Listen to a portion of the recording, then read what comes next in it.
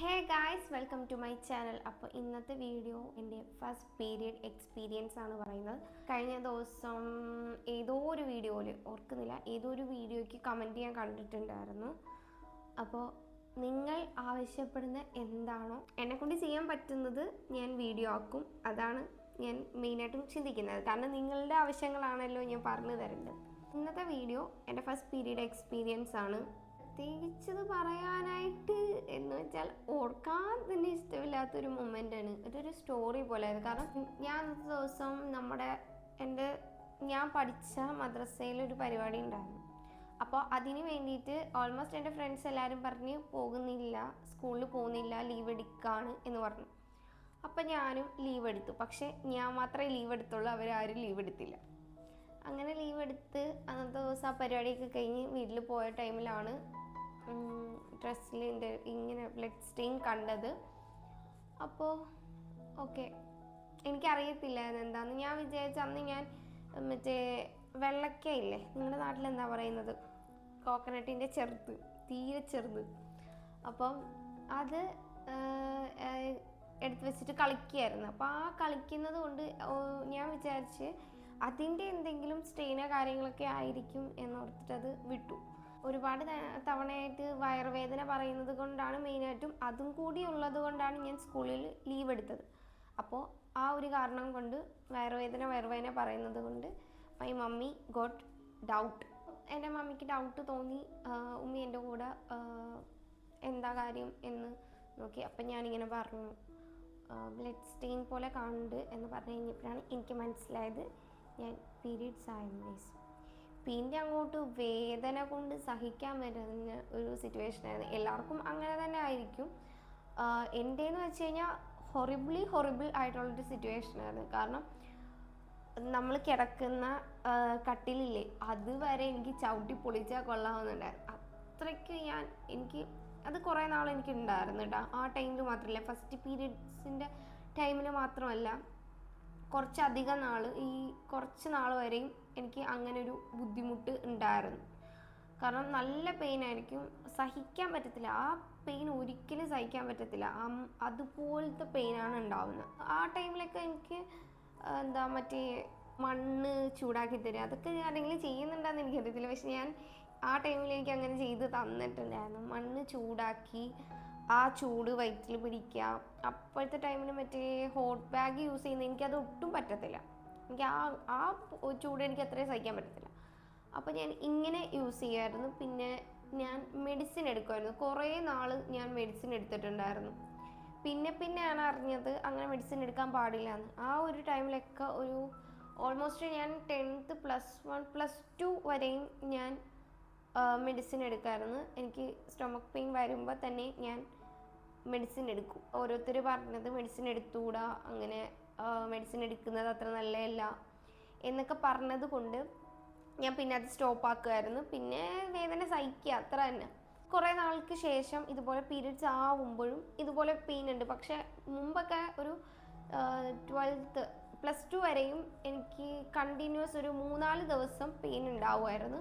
ഇപ്പോൾ അത് കുറഞ്ഞ് ഒരു 1 അല്ലെങ്കിൽ 2 ഡേയ്സിനുള്ളിൽ ആ പെയിൻ ഓക്കെ ആവും. 2 ദിവസത്തെ പെയിൻ കാണത്തുള്ളൂ.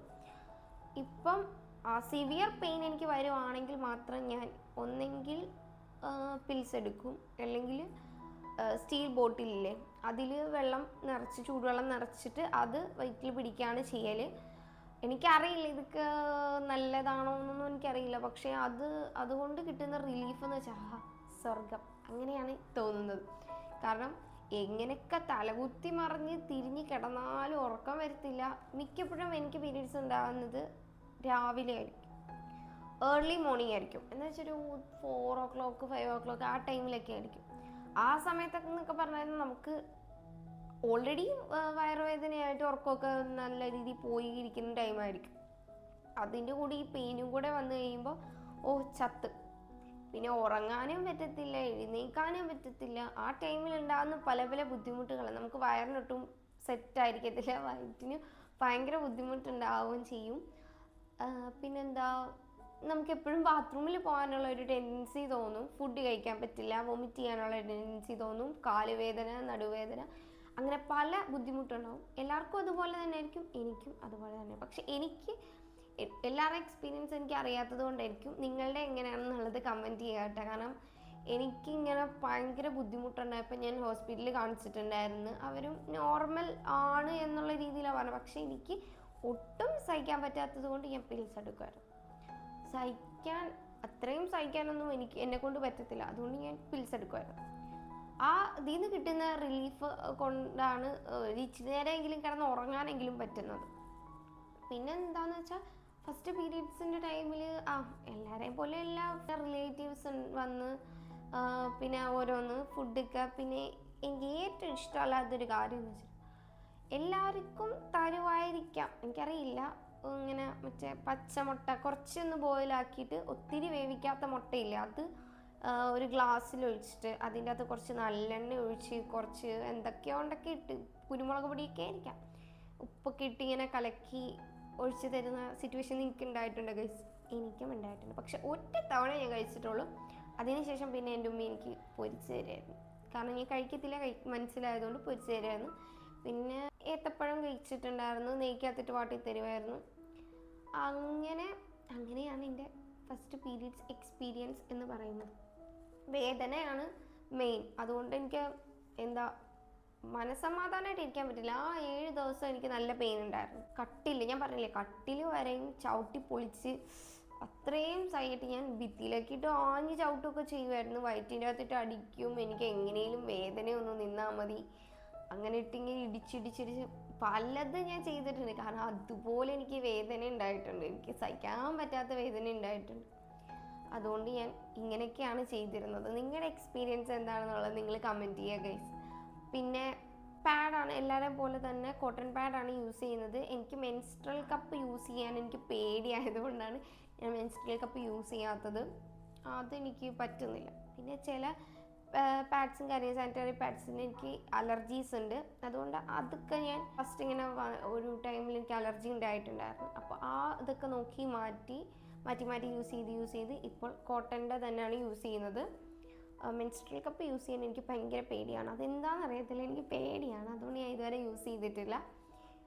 ഇപ്പം അങ്ങനെ പെയിനും കാര്യങ്ങളും മുമ്പത്തെ പോലെ ഇല്ലാത്തത് കൊണ്ട് ഞാൻ അങ്ങനെ പിൽസും എടുക്കലില്ല, വേറെ ഒന്നും ചെയ്യലില്ല. ഈ സ്റ്റീൽ ബോട്ടിലിൽ ഹോട്ട് വാട്ടർ ഒഴിച്ച് പിടിക്കുന്നൊരു സ്വഭാവമുണ്ട്, അതെനിക്ക് മാറ്റാൻ പറ്റുന്നില്ല. കാരണം സഹിക്കാൻ പറ്റാത്ത വേദന വരുമ്പോൾ മാത്രമേ ഞാൻ ചെയ്യുന്നത്, എനിക്കൊന്ന് ഉറങ്ങാൻ വേണ്ടിയിട്ട്. അപ്പോൾ അത്രയേ ഉള്ളൂ ഗൈസ്. നിങ്ങളുടെ എക്സ്പീരിയൻസ് എന്താണെന്നുള്ളത് നിങ്ങളും കമൻറ്റ് ചെയ്യുക. അപ്പോൾ എനിക്ക് മനസ്സിലാവില്ല എന്നെപ്പോലെ തന്നെ ആയിരുന്നു നിങ്ങളെന്നും. അപ്പോൾ okay, bye guys, see you soon, Tata.